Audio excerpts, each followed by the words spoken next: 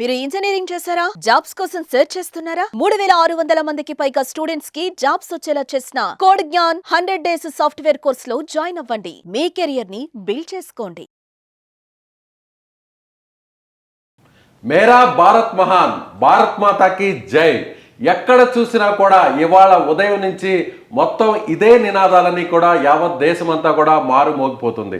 So అందరూ కూడా అంటే గుండెల నిండా మన భారతీయ జెండాను, త్రివర్ణ పతాకాన్ని మొత్తం అందరూ కూడా పులుముకున్నారని చెప్పాలి. ఆపరేషన్ సింధూర్ పేరుతో భారత ఆర్మీ, ఇండియన్ ఆర్మీ పాకిస్తాన్లో ఉన్నటువంటి టెర్రరిస్ట్ క్యాంపుల మీద, అలాగే వాళ్ళ హెడ్ క్వార్టర్ ఆఫీసెస్ మీద చేసినటువంటి దాడుల్ని ప్రతి ఒక్కరు కూడా ప్రశంసలతో పొగుడుతున్నారు. మొత్తం ఆర్మీని, సైన్యాన్ని అందరూ కూడా ఒక్కసారిగా కీర్తిస్తున్నారు. సో ఎక్కడ చూసినా కూడా మేరా భారత్ మహాన్, ఇది నా భారతదేశం, భారతదేశం జోలికి ఎవరు వచ్చినా కూడా వదిలిపెట్టే ప్రసక్తే లేదు అంటూ కూడా భారత ఆర్మీ సరైనటువంటి బుద్ధి చెప్పింది పాకిస్తాన్కి. పాకిస్తాన్లో ఉన్నటువంటి ముఖ్యంగా ఏదైతే పిఓకేతో పాటుగా పాకిస్తాన్లో ఉన్న ఉగ్రవాద స్థావరాలపై కూడా డైరెక్ట్గా అటాక్ చేసింది. సరిగ్గా రాత్రి 1:40 ఈ అటాక్ చేసింది భారత్. అయితే దీని వెనక మన powerful prime minister Narendra Modi ఉన్నారు. మొత్తం ఈ ఆపరేషన్ అంతా కూడా ఎప్పటికప్పుడంతా కూడా మానిటరింగ్ చేస్తున్నటువంటి మన ప్రధానమంత్రి గారికి సంబంధించినటువంటి నరేంద్ర మోదీ గారిని ఇప్పుడు యావత్ భారతదేశం అంతా కూడా కీర్తిస్తుంది. ఎస్, దీని గురించి మాట్లాడదాం. మొత్తం పార్ట్నర్ పొలిటికల్ అనలిస్ట్ చంద్ర శ్రీనివాస్ గారు. నమస్తే చంద్ర శ్రీనివాస్. నమస్కారం గారు. భారత్ మాతాకి జై.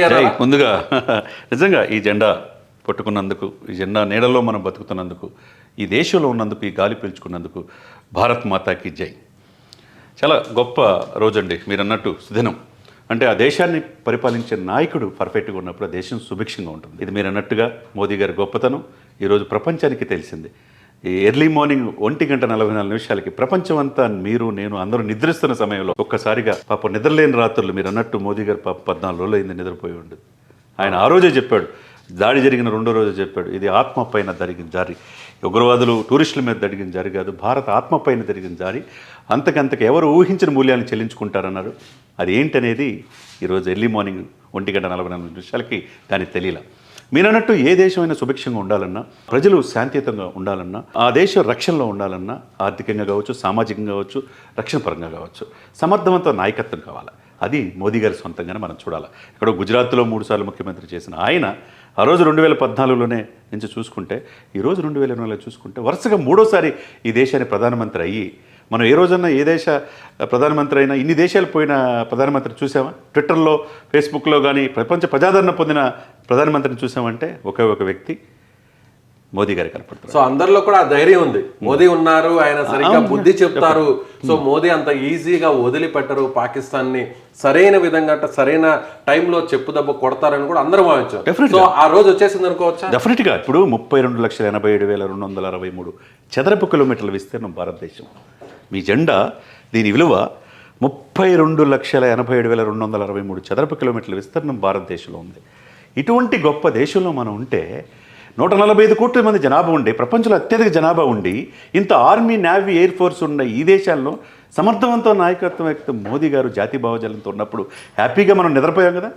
రాత్రంతా నిద్రిస్తున్న సమయంలోనే కదా వాళ్ళు నిద్ర లేకుండా మన దేశం కోసం, మన రక్షణ కోసం ఆర్మీ, నేవీ, ఎయిర్ ఫోర్స్ వాళ్ళు ఆ పాకిస్తాన్ దేశంలోకి చొరబడి, వాళ్ళు కూడా అంతుపట్టిన సమయంలో, ప్రపంచం కూడా కనిపెట్టలేని సమయంలో మనం వెళ్ళి ఆపరేషన్ స్టార్ట్ చేసి వచ్చాను చూసారా, ఆపరేషన్ సింధూర్. అది భారతదేశం గొప్పతనం, అది ప్రధానమంత్రి మోదీ గారి గొప్పతనం.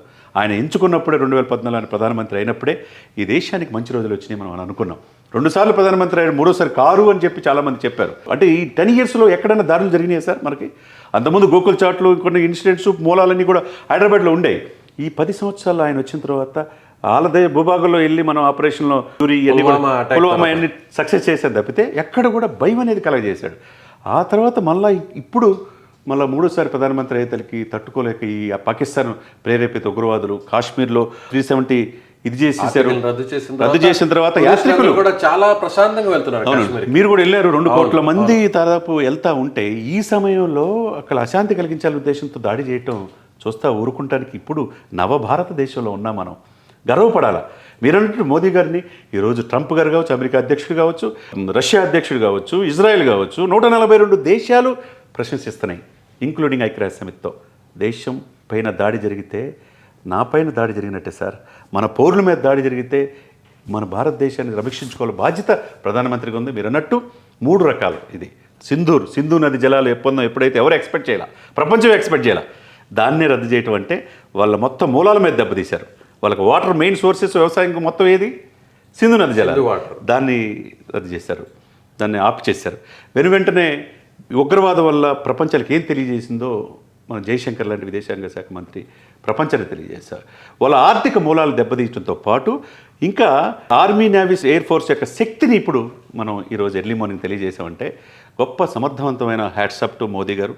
ఎందుకంటే ఆయన చాయ్ వాలా నుంచి ఈరోజు దేశానికి 3వసారి ప్రధానమంత్రి అయ్యి ప్రపంచంలోనే మోదీ గారి లాంటి వ్యక్తి కావాలని ఇతర దేశాలు కూడా ప్రశంసిస్తున్నాయంటే అటువంటి వ్యక్తి నీడలో మనం ఉన్నందుకు చాలా మనం గర్వపడాలి. సో వరల్డ్లోనే ఒక పవర్ఫుల్ ప్రైమ్ మినిస్టర్లో మిగిలినటువంటి అమెరికా, రష్యా, ఏదైతే ఇతర అగ్రదేశాలు ఉన్నాయో ఆ దేశాలకు సంబంధించిన అధ్యక్షుల కంటే ఆ స్థాయిలో పవర్ఫుల్ ప్రైమ్ మినిస్టర్గా మనం మోదీని చెప్పవచ్చు. డెఫినెట్గా ఎటువంటి స్వార్థం లేని వ్యక్తి, ఏకైక వ్యక్తి, ఏక్ నిరంజన్ లాగా దేశమే తన యొక్క ఎజెండా, జాతీయ భావజాలంతా తన ముందు ఉంది. దేశ రక్షణ, ప్రజల యొక్క శ్రేయస్సే ఆయన యొక్క ఎజెండా. వసుదైక కుటుంబం అని చెప్పి ఎప్పుడు కూడా ఆయన ప్రజలకు తెలియజేసి ఒక చాయ్ వాలా నుంచి, గుజరాత్ నుంచి ఉన్న వ్యక్తి ఈరోజు దేశానికి ప్రధానమంత్రిగా 3వసారి ఉండటం మనం అందరూ చేసుకున్న అదృష్టంగా మనం భావించాలా.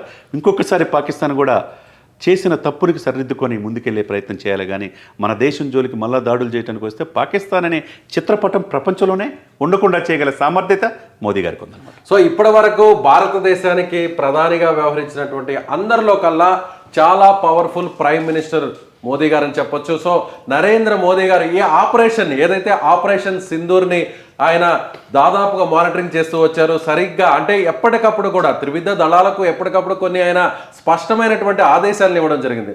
గతంలో కూడా ఇటీవల చూసామని ఆయన ఒక ప్రకటన కూడా చేశారు.